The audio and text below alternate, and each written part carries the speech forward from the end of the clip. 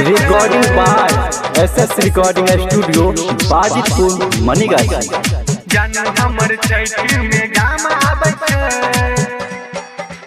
माई बाबू के संग गेले दिल्ली, हमरा ठोक के दिल में कीली। माई बाबू के संग गेले दिल्ली, हमरा ठोक के दिल में कीली। नहीं फोन करे छै हमरा तंग करे छै, नहीं फोन करे छै हमरा तंग करे छै। उ तो हमरे से प्यार करे छै, रोज रात सपना में याद आवे छै। जानू हमर छठ में गाम आवे छै, रोज रात सपना में याद आवे छै।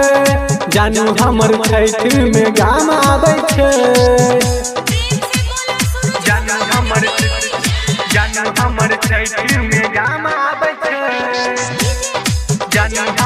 Recording by SS recording studio Bajitpur Manigachhi. सुन रे मिता एगो रास के बात रे, चल ना ओकरो बना दे घाट रे।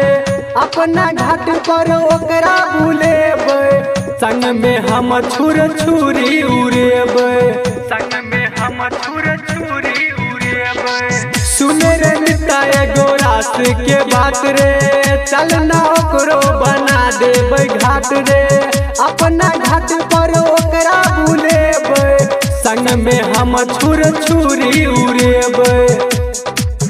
जइहा गाम से उ गेले हमरा बहुते कनेले, जइहा गाम से उ गेले हमरा बहुते कनेले। हमरा ओकरे में जान बसल छै, रोज रात सपना में याद आवे छै। जानू हमर छठ में गाम आवे छै, रोज रात सपना में याद आवे छै। जानू हमर छठ में गाम आवे छै।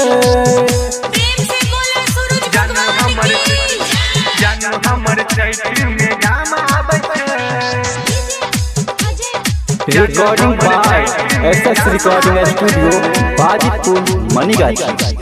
अब ने सहबै ओकर दूरी, हम ने बुझबै कोनो मजबूरी। माई बाबू के जल्दी मना के ओकरा अपना बना ले जोरी। अब ने सहबै ओकर दूरी, हम ने बुझबै कोनो मजबूरी। माई बाबू के जल्दी मना के ओकरा अपना बना ले जोरी।